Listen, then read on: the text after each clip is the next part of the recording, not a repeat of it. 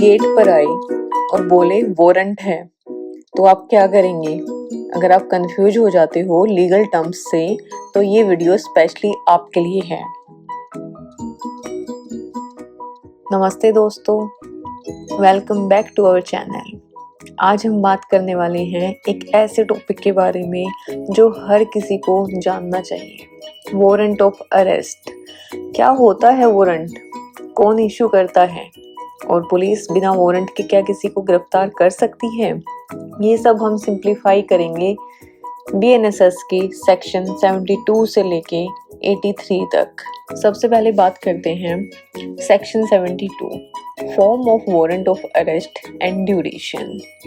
ये सेक्शन बात करता है हर अरेस्ट वारंट लिखा हुआ जज के सिग्नेचर के साथ और कोर्ट की सील के साथ होता है। ये वारंट तब तक वैलिड रहता है जब तक या तो अरेस्ट हो जाए या फिर कोर्ट उसे कैंसिल कर दे। Let's read the section first. Section 72, form of warrant of arrest and duration. Clause 1. Every warrant of arrest issued by a court under this Sanhita shall be in writing, signed by the presiding officer of such court and shall bear the seal of the court. मतलब court जब किसी को arrest करने के लिए order देती है तो वो एक रिटन वारंट बनाती है। उस पे जज या मजिस्ट्रेट के साइन और कोर्ट की मोहर लगी होती है। अगर ये तीन चीजें नहीं हैं तो वारंट वैलिड नहीं माना जाएगा। After that, clause 2, every such warrant shall remain in force until it is cancelled by the court which issued it or until it is executed। मतलब जब तक पुलिस उस इंसान को अरेस्ट नहीं कर लेती या कोर्ट खुद से या किसी की रिक्वेस्ट पे वारंट को कैंसिल नहीं करती तब तक ये वारंट चालू रहता है, मतलब वैलिड है, एक्सपायर्ड नहीं होता। इसको उदाहरण के साथ समझते हैं। मान लो कोर्ट ने रवि के अगेंस्ट एक अरेस्ट वारंट इशू किया है। पुलिस रवि को ढूंढ नहीं पाई। 4 महीने बाद भी अगर उसे अरेस्ट नहीं किया गया तब तक ये वारंट वैलिड रहेगा। जब तक कोर्ट खुद उसे कैंसिल नहीं कर देती, पुलिस रवि को उसी वारंट के बेस पे कभी भी अरेस्ट कर सकती है। Let's understand it with the help of diagram. Form of warrant of arrest and duration. It should be in writing, signed by the presiding judge and bear seal of the court, and remain in force until cancelled by the court, executed. In short, arrest warrant सिर्फ एक piece of paper नहीं होता, ये एक powerful legal order होता है। जब तक कोर्ट उसे कैंसिल नहीं कर देती ये वैलिड रहता है, चाहे कितना भी टाइम बीत जाए। बीएनएसएस और सीआरपीसी दोनों में ये सेम ही कंसेप्ट है, सिर्फ स्ट्रक्चर को मॉडर्नाइज किया गया है। अब बात करते हैं नेक्स्ट सेक्शन की, section 73, power to direct security to be taken. ये सेक्शन बात करता है अगर कोर्ट किसी व्यक्ति के अरेस्ट का वारंट इशू करती है तो वो अपनी मर्जी से वारंट पर लिख सकती है कि अगर ये व्यक्ति बेल बॉन्ड और श्योरिटीज दे दे तो पुलिस उसे अरेस्ट ना करे और तुरंत छोड़ दे। Let's read the section first for the better understanding. Section 73, power to direct security to be taken. Clause 1, any court issuing a warrant for the arrest of any person may in its discretion direct by endorsement on the warrant that if such person executes a bail bond with sufficient sureties for his attendance before the court at a specified time and thereafter until otherwise directed by the court, the officer to whom the warrant is directed shall take such sureties and shall release such person from custody। मतलब court की discretion है, court warrant के ऊपर endorsement लिख सकती है कि अगर व्यक्ति सिक्योरिटी, बेल बॉन्ड और श्योरिटीज दे दे तो उसे कस्टडी से रिलीज कर दिया जाए। After that, clause 2, the endorsement shall state the number of sureties, the amount in which they and the person for whose arrest the warrant is issued are to be respectively bound and clause C, the time at which he is to attend before the court. मतलब warrant के endorsement में लिखा होता है कितनी sureties चाहिए, हर surety और व्यक्ति को कितनी अमाउंट का बॉन्ड भरना है और कोर्ट के सामने कब व्यक्ति को हाजिर होना है. After that clause C, whenever security is taken under this section, the officer to whom the warrant is directed shall forward the bond to the court. मतलब ऑफिसर का काम है जब पुलिस ये सिक्योरिटी ले लेती है तो उसे बेल बॉन्ड की कॉपी कोर्ट को भेजनी होती है. Let's understand it with the help of chart. Section 73, power to direct security to be taken. Court may direct security to be taken by endorsing bail bond conditions, bail bond with sureties, attendance at court at a specified time, an officer's duty to take security and release person from the custody. But endorsement must state number of sureties, amount of bond for sureties and arrested person, and time for court attendance. Officers forward bond to the court. In short, ये section court को एक discretionary power देता है कि जब वो किसी व्यक्ति के अरेस्ट का वारंट इशू करती है तो कोर्ट वारंट के ऊपर एक एंडोर्समेंट दे सकती है. अगर वो व्यक्ति अपनी प्रेजेंट होने की गारंटी के लिए बेल बॉन्ड भर देता है विद श्योरिटीज तो पुलिस ऑफिसर उसको अरेस्ट ना करे बल्कि बॉन्ड लेने के बाद उसे छोड़ दे. इसका मतलब है अरेस्ट होने से पहले भी बेल मिल सकती है अगर कोर्ट ने वारंट पे ऐसा कुछ लिख दिया हो तो. After that we will talk about section 74, warrants to whom directed. ये सेक्शन बात करता है अरेस्ट वारंट आमतौर पर पुलिस ऑफिसर को दिए जाते हैं, लेकिन अगर पुलिस ऑफिसर अवेलेबल नहीं है और तुरंत एक्शन लेना जरूरी है तो कोर्ट किसी और व्यक्ति को भी वारंट दे सकती है. अगर एक से ज्यादा लोगों को दिया गया हो तो उनमें से कोई भी उस वारंट को एग्जीक्यूट कर सकता है. Let's read the section first for better understanding. Section 74, warrants to whom directed. Clause 1, a warrant of arrest shall ordinarily be directed to one or more police officers, but the court issuing such a warrant may, if its immediate execution is necessary and no police officer is immediately available, direct it to any other person or persons, and such person or persons shall execute the same. मतलब court usually warrant police officers को ही देती है क्योंकि arrest करना उनका काम है, परंतु अगर सिचुएशन अर्जेंट हो और कोई पुलिस ऑफिसर तुरंत अवेलेबल ना हो तो कोर्ट किसी और व्यक्ति को भी वारंट दे सकती है जैसे चौकीदार, ग्राम प्रधान etcetera. After that clause 2, when a warrant is directed to more officers or person than one, it may be executed by all or by anyone or more of them. मतलब अगर वारंट एक से ज्यादा लोगों के नाम डायरेक्टेड है तो सब मिलके एग्जीक्यूट कर सकते हैं या कोई एक व्यक्ति भी एग्जीक्यूट कर सकता है. इसको उदाहरण के साथ समझते हैं. मान लीजिए कोर्ट ने एक गांव में किसी को अरेस्ट का वारंट दिया लेकिन उस वक्त पुलिस ऑफिसर अवेलेबल नहीं थे. कोर्ट ने तुरंत वहां के चौकीदार को वारंट दिया और बोला कि तुरंत अरेस्ट करो. चौकीदार ने अरेस्ट कर लिया. ये लीगल है क्योंकि कोर्ट ने उसे अथॉरिटी दी है. दूसरे केस में अगर वारंट 3 पुलिस ऑफिसर्स के नाम है तो उनमें से सिर्फ एक भी उस अरेस्ट को कर सकता है और सारे मिलकर भी. Let's break it into a simple chart for better understanding. Section 74, warrant to whom directed. Warrant is usually directed to one or more police officer, but if immediate execution is necessary and no police officer is available, it may be directed to any other person or persons.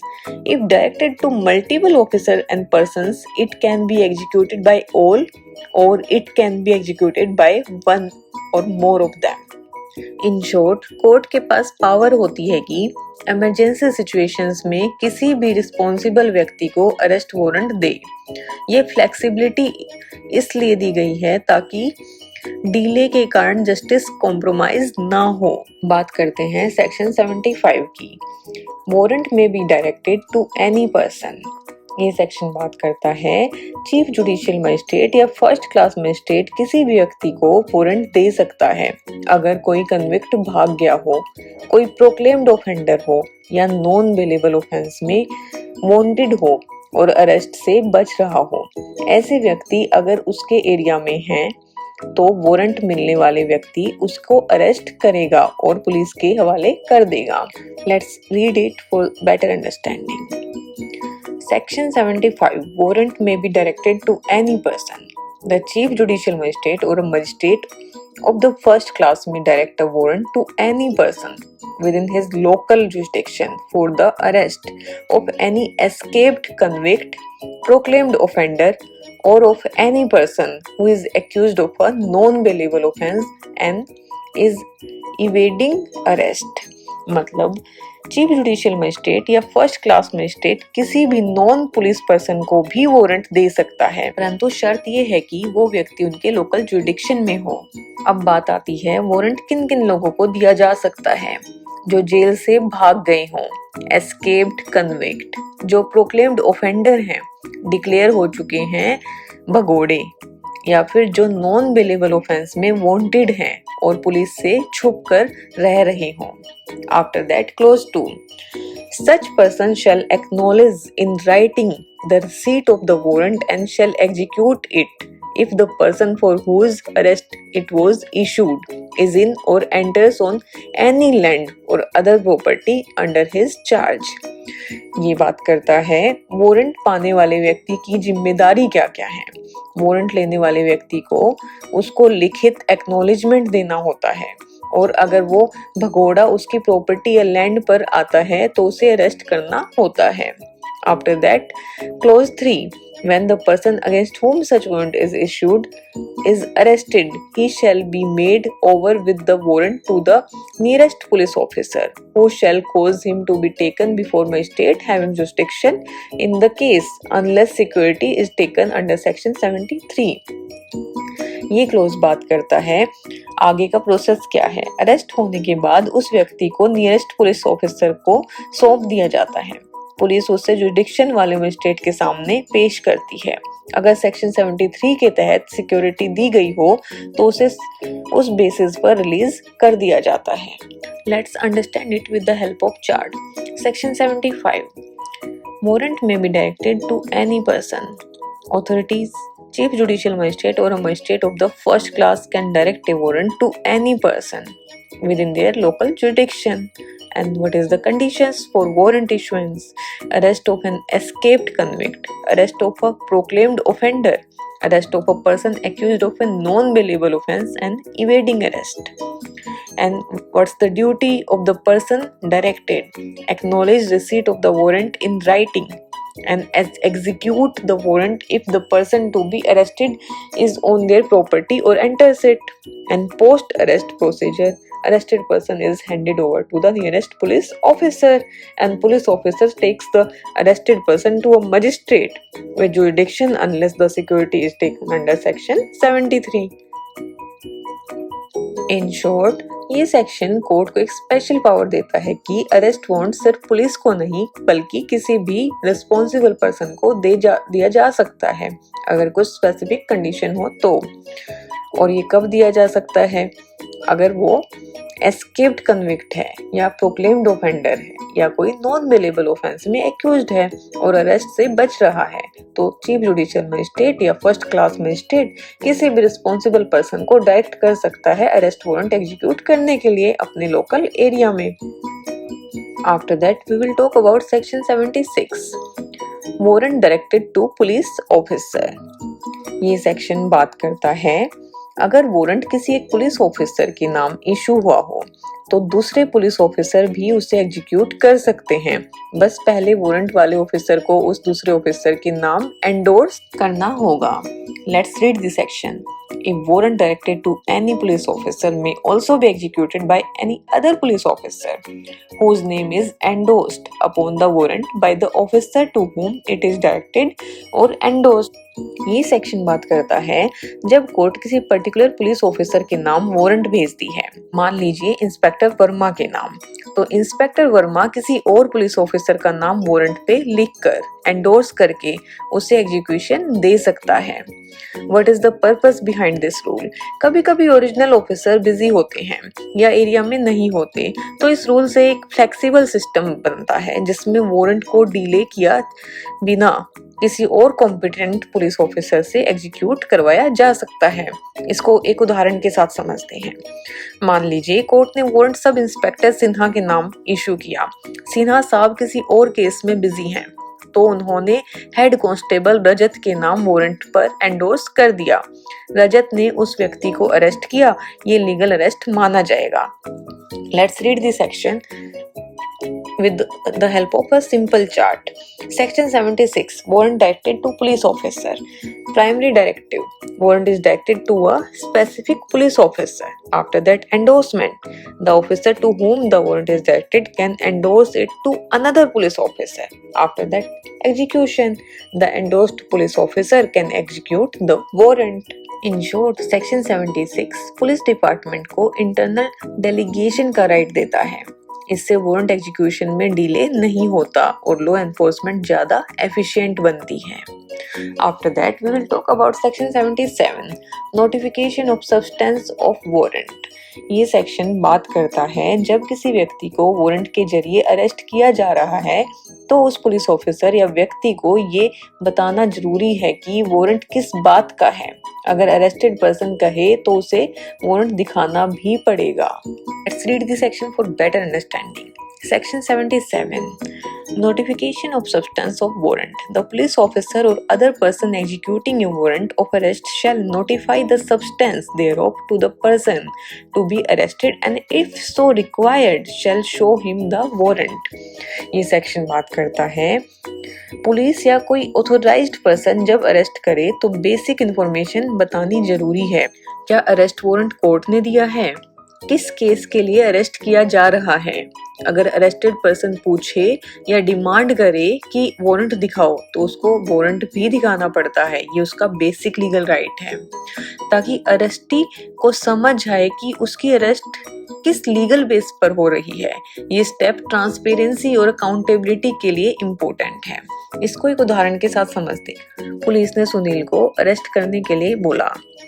आपके खिलाफ court का warrant है section 420 IPC के तहत। सुनील ने पूछा warrant दिखाओ, तो पुलिस ने लिखित वारंट दिखाया जिसमें जज के साइन और सील थे। ये सही और लीगल प्रोसेस है। Let's break it into a simple chart for better understanding. Section 77, notification of substance of warrant. Duty of officer and person executing the warrant to notify the substance of the warrant to the person being arrested and upon request show the warrant to the person being arrested. In short, arrest करने वाले officer को जानकारी देना और warrant दिखाना एक कानूनी duty है। अगर ऐसे नहीं होता तो अरेस्ट इलीगल या मेलाफाइड माना जा सकता है। Now we will talk about section 78, person arrested to be brought before court without delay.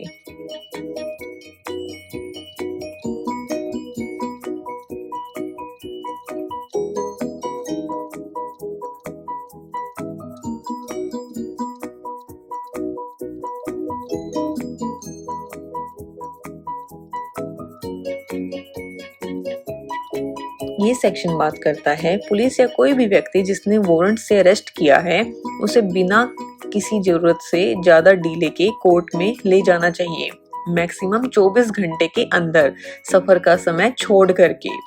Court के सामने पेश करना मैंडेटरी है। Let's read this section for better understanding. Section 78, the police officer or other person executing a warrant of arrest shall, subject to the provisions of section 73 as to security, without unnecessary delay, bring the person arrested before the court before which he is required by law to produce such person, provided that such delay shall not in any case exceed 24 hours exclusively of the time necessary of the journey from the place of arrest to the magistrate's court. मतलब arrest होने के बाद police या executing person को जल्दी से court में ले जाना पड़ता है। अननेसेसरी डिले नहीं होना चाहिए। ये रूल अरेस्टी के फंडामेंटल राइट्स का हिस्सा है। आर्टिकल 22 ऑफ द कॉन्स्टिट्यूशन के तहत। अगर अरेस्ट किसी दूर जगह पर हुआ हो तो सिर्फ ट्रेवल का टाइम छोड़कर उसको विद इन 24 आवर्स मजिस्ट्रेट के सामने लेके जाना जरूरी है।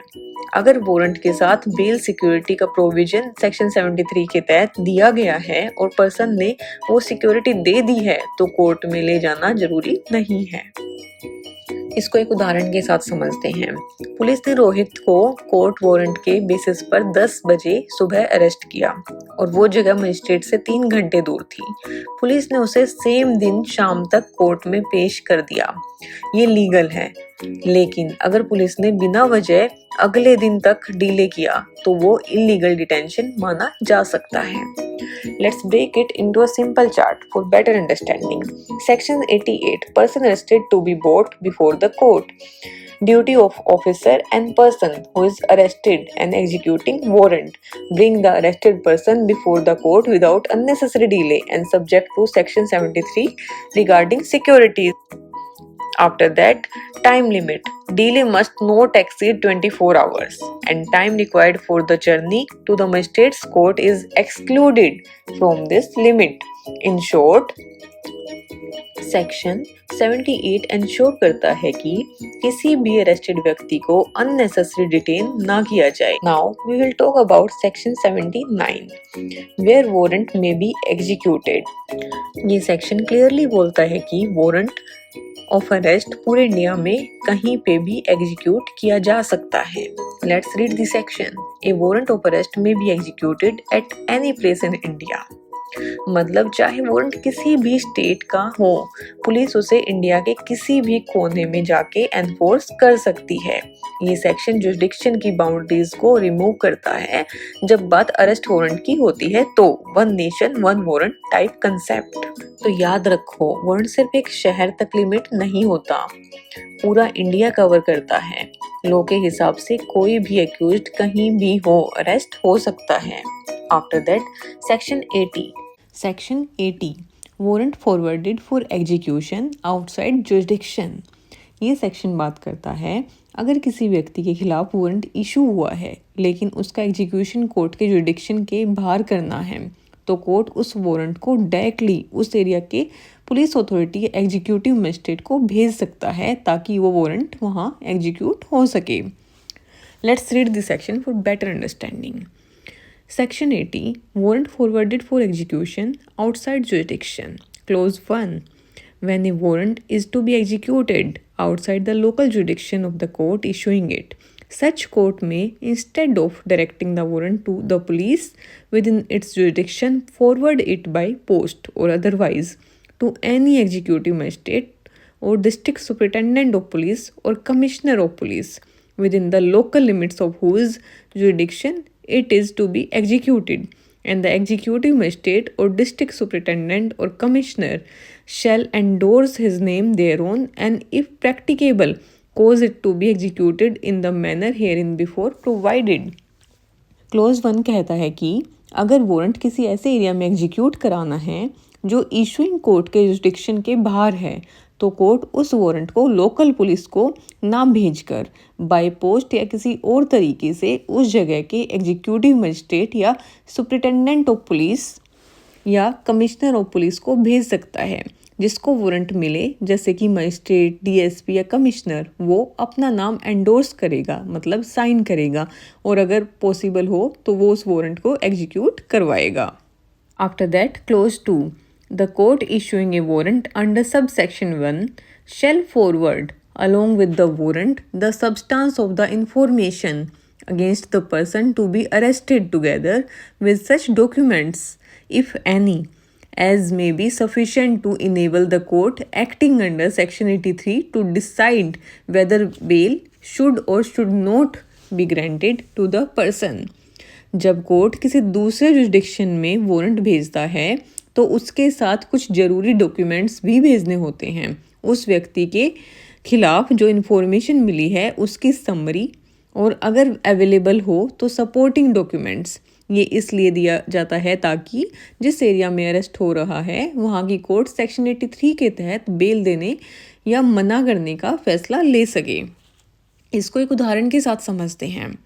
मान लीजिए दिल्ली की एक कोर्ट ने रवि के खिलाफ अरेस्ट वारंट इशू किया, लेकिन रवि मुंबई में रहता है। अब दिल्ली कोर्ट ये वारंट मुंबई के कमिश्नर ऑफ पुलिस को पोस्ट के थ्रू भेज सकती है। कमिश्नर वारंट पर साइन करेगा और अगर हो सके तो उसको एग्जीक्यूट भी करवा देगा।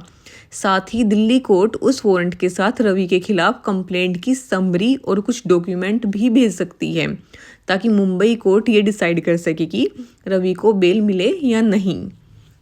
Let's break it into a simple chart for better understanding. Warrant forwarded for execution outside jurisdiction. When the warrant is executed outside local jurisdiction, the issuing court may forward it by post or other means. It can be sent to executive magistrate, district superintendent of police, and commissioner of police. And what's the duties of recipient, magistrate, superintendent, and commissioner? Endorse their name on the warrant if practicable, ensure the warrant is executed. And what's the additional requirements from issuing court? Forward the substance of the information against the person to be arrested and include documents to help decide on the bail under section 83.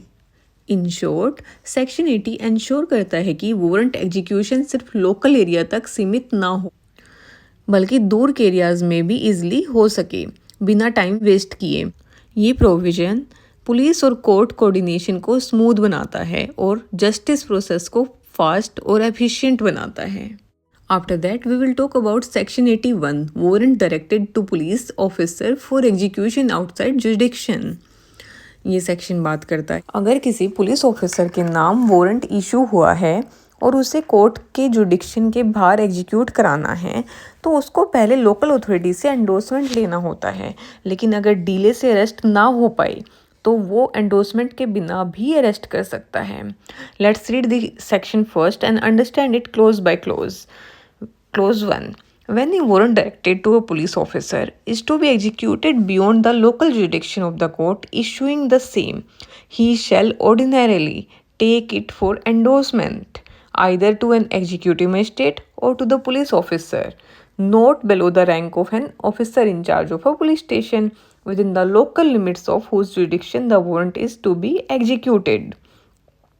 Close 1 बात करता है कि अगर warrant किसी police officer के नाम issue हुआ है और उसका एग्जीक्यूशन कोर्ट के जुडिक्शन के बाहर करना है तो वो पुलिस ऑफिसर नॉर्मली ये वारंट लेकर जाएगा वहाँ के एग्जीक्यूटिव मजिस्ट्रेट के पास या स्टेशन हाउस ऑफिसर मतलब कि एसएचओ लेवल या उससे ऊपर के पुलिस के ऑफिसर के पास जिस एरिया में वारंट एग्जीक्यूट कराना है। After that clause 2. Such magistrate or police officer shall endorse his name thereon, and such endorsement shall be sufficient authority to the police officer to whom the warrant is directed to execute the same, and the local police shall, if so required, assist such officer in executing such warrant. ये close बात करता है जिस magistrate या SHO को warrant दिखाया जाता है वो अपना नाम एंडोर्स करता है मतलब कि साइन करता है। यह एंडोर्समेंट लीगल अथॉरिटी देता है पुलिस ऑफिसर को कि वो वारंट वहाँ एग्जीक्यूट करे। लोकल पुलिस भी अगर ज़रूरत हो तो उस पुलिस ऑफिसर की मदद करेगी एग्जीक्यूशन में। After that, clause 3.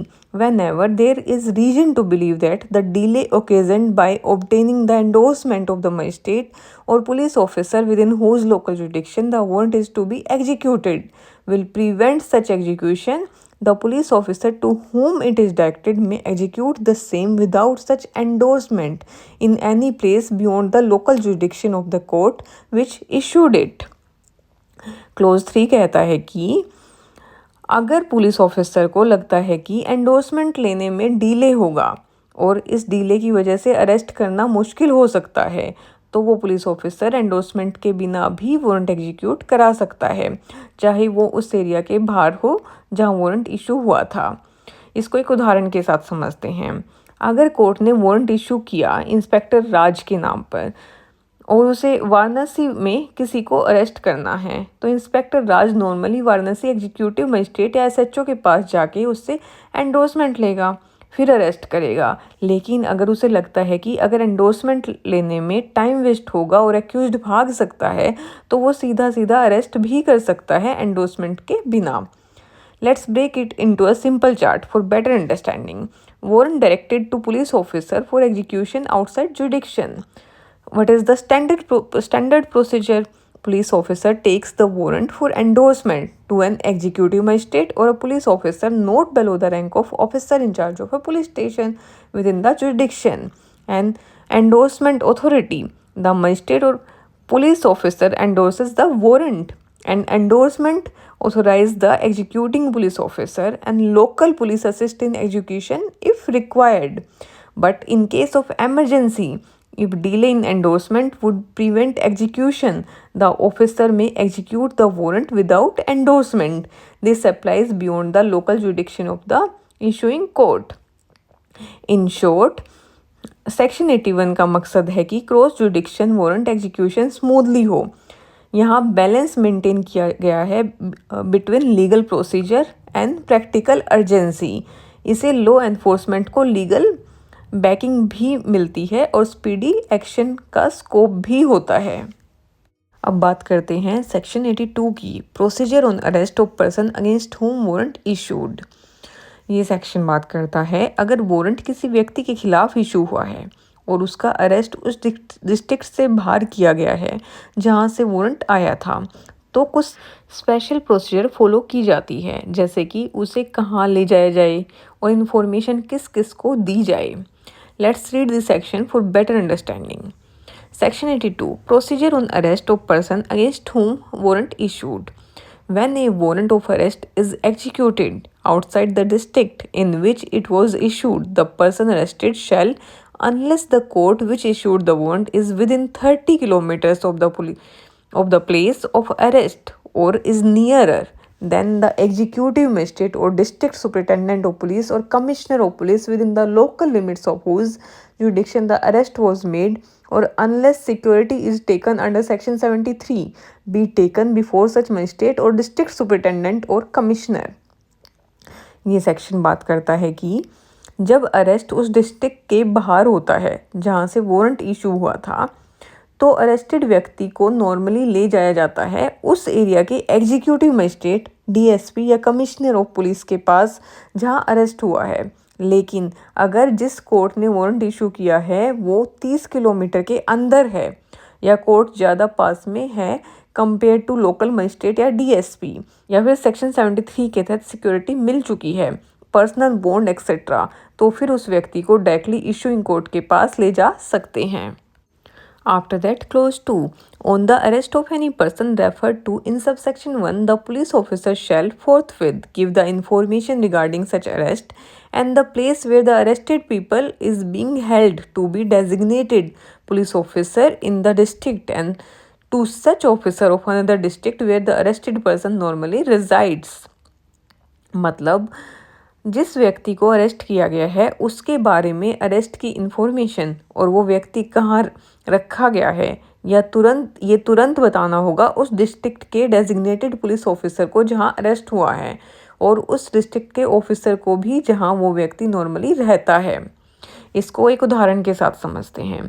मान लीजिए दिल्ली कोर्ट ने सोहन के खिलाफ अरेस्ट वारंट इशू किया, लेकिन सोहन को जयपुर में अरेस्ट किया गया है। अब अगर दिल्ली कोर्ट जयपुर से 30 किलोमीटर के अंदर नहीं है और लोकल मजिस्ट्रेट वहाँ नियर बाय है, तो सोहन को जयपुर के एग्जीक्यूटिव मजिस्ट्रेट के पास ले जाया जाएगा। साथ ही जयपुर के डेजिग्नेटेड पुलिस ऑफिसर को बताया जाएगा कि सोहन अरेस्ट हो गया है, और अगर सोहन का परमानेंट एड्रेस लखनऊ है तो लखनऊ के पुलिस ऑफिसर को भी इंफॉर्मेशन भेजी जाएगी। Let's break it into a simple chart for better understanding. Procedure on arrest of person against warrant. When arrest is outside issuing district, if the issuing court is more than 30 kilometers from the place of arrest or farther than the nearest executive magistrate, district superintendent or commissioner of police, take the arrested person before the nearest executive magistrate, district superintendent and commissioner of police unless the security is taken under section 73. And duty of the police officer on arrest, notify the designated police officer in the district of arrest and notify the police officer of the district where the arrested person normally resides. In short, section 82 ensure करता है कि अगर arrest दूसरे district में होता है तो उसका प्रोसीजर ट्रांसपेरेंट हो और लोकल अथॉरिटीज़ को इन्फॉर्म्ड रखा जाए। इससे एक्यूज्ड के राइट्स भी प्रोटेक्ट होते हैं और लॉफुली कस्टडी प्रोसेस मेंटेन होता है। After that, we will talk about Section 83, Procedure by Magistrate before whom such arrested person is brought. ये सेक्शन बात करता है जब किसी पर्सन को वारंट पर दूसरे डिस्ट्रिक्ट में अरेस्ट करते हैं, मजिस्ट्रेट, डीएसपी, कमिश्नर के सामने लाया जाता है तो उस ऑफिसर को क्या करना है, ये सेक्शन बताता है। इसमें बेलेबल और नॉन बेलेबल ऑफेंसेस के लिए अलग अलग प्रोसीजर दिए गए हैं। Let's read this section first for better understanding. Procedure by magistrate before whom such person arrested is brought. Clause 1. The executive magistrate or district superintendent of police or commissioner of police shall, if the person arrested appears to be the person intended by the court which issued the warrant, direct his removal in custody to such court, provided that if the offence is bailable and such person is ready and willing to give bail bond to the satisfaction of such magistrate, district superintendent or commissioner, or a directions has been endorsed under section 73 on the warrant and such person is ready and willing to give the security required by such direction, the magistrate, district superintendent or commissioner shall take such bail bond or security as the case may be and forward the bond to the court which issued the warrant, provided further that if the offence is non-bailable one, it shall be lawful for the chief judicial magistrate, subject to the provisions of section 480, or the session judge of the district in which the arrest is made on consideration of the information and the documents referred in subsection 2 of section 80 to release such person on bail. ये close बात करता है कि अगर arrest किया गया व्यक्ति वही है जिसके अगेंस्ट वारंट इशू हुआ था तो मजिस्ट्रेट या डीएसपी उसे कस्टडी में इशूइंग कोर्ट तक भेजने की ऑर्डर देंगे। उसके बाद बात करते हैं फर्स्ट प्रोविजो की। अगर ऑफेंस बेलेबल है और व्यक्ति बेल देने के लिए रेडी है या वारंट पर सेक्शन 73 के अंदर सिक्योरिटी का डायरेक्शन लिखा हुआ है तो मजिस्ट्रेट, डीएसपी और कमिश्नर बेल बॉन्ड या सिक्योरिटी ले सकते हैं और उस बॉन्ड को इशूइंग कोर्ट को भेज सकते हैं। अब बात करते हैं दूसरे प्रोविजो की। अगर ऑफिसर ऑफेंस नॉन बेलेबल है, चीफ जुडिशियल मजिस्ट्रेट या सेशन जज of that district can grant bell, लेकिन ये उनकी डिस्क्रिशन है और बेल तभी मिलेगी अगर सेक्शन 80 क्लोज 2 के documents, charge, information, papers consider करने के बाद सूटेबल लगें। After that, clause 2, nothing in this section shall be deemed to prevent a police officer from taking security under section 73. मतलब अगर पुलिस ऑफिसर ने पहले ही सेक्शन 73 के अंदर सिक्योरिटी ले ली है तो उसमें कोई रुकावट नहीं है, मजिस्ट्रेट के पास ले जाने की जरूरत नहीं पड़ती। इसको एक उदाहरण के साथ समझते हैं। पुलिस ने अजय को कानपुर में अरेस्ट किया जबकि वारंट दिल्ली कोर्ट से इशू हुआ था। अगर अजय का क्राइम बेलेबल है और वो बेल देना चाहता है तो कानपुर का एग्जीक्यूटिव मजिस्ट्रेट बेल एक्सेप्ट कर सकता है और बॉन्ड इशूइंग कोर्ट को भेज सकता है। और अगर क्राइम नॉन बेलेबल है तो सीजीएम या सेशन जज डिसाइड करेगा बेल मिलेगी या नहीं डॉक्यूमेंट्स को देखकर। Let's break it into a simple chart for better understanding. Warrant directed to police officer for execution outside jurisdiction. Verification of identity. Magistrate, district superintendent or commissioner verifies that the arrested person matches the warrant issued by the court and custody or bail. If identity matches, direct removal of the person to the issuing court in custody. If offence is bailable, accept bail bond or security if endorsed under section 73. To the satisfaction of the magistrate and superintendent or commissioner, forward the bond to the issuing court. If offence is non-bailable, chief judicial magistrate or session judge in bail based on section 80 clause 2 document and information. After that, police officers authority. Police officers can still take security under section 73. In short section 83 ensure करता है कि arrested person के rights maintain रहें जब उसे दूसरे district में पकड़ा जाता है। अगर ऑफेंस बेलेबल है तो लोकल ऑफिसर बेल दे सकते हैं, वरना सीजीएम या सेशन जज का रोल होता है। इससे लीगल प्रोसेस स्मूथ और लॉफुल बनाई जाती है। That's it for today. अगर आपको ये वीडियो पसंद आया हो तो प्लीज़ वीडियो को लाइक ज़रूर करें, अपने दोस्तों और परिवार के साथ शेयर करें ताकि उन्हें भी कानूनी जानकारी मिले। नीचे कमेंट करके बताएं कि आप नेक्स्ट टॉपिक किस पर देखना चाहते हैं। और हाँ, चैनल को सब्सक्राइब करना ना भूलें। बेल आइकन प्रेस करें ताकि आपको आगे के इम्पोर्टेंट लीगल वीडियोस के नोटिफिकेशन तुरंत मिल जाएं। आपका सपोर्ट ही हमें और अच्छा कंटेंट बनाने के लिए मोटिवेट करता है। मिलते हैं अगले वीडियो में एक नए कानूनी टॉपिक के साथ।